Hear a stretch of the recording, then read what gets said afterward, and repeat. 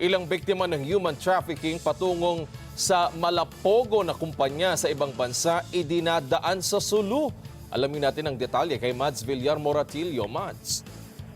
Yes, Wedge, naalarma na ang Bureau of Immigration sa modus ngayon ng mga sindikato ng human trafficking na sa backdoor naman idinadaan ng kanilang mga biktima para pagtrabahuin sa malapogo na kumpanya sa ibang bansa. Nabuking ito matapos maibalik sa bansa ang 3 Pinoy na biktima. Wala silang opisyal na record ng pag-alis sa Pilipinas dahil pinasakay umano sila ng maliit na bangka mula sa Sulu patungong Sabah, Malaysia.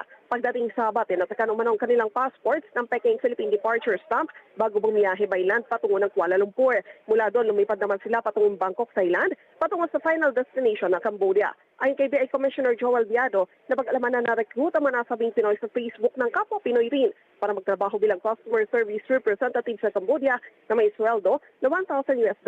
Pagdating sa Cambodia, pinagtrabaho man sila bilang love scammers pero tumanggap lang sila ng $300 na sweldo. Sumbong nila nagkaranas umano sila ng pananakit mula sa Chinese employer.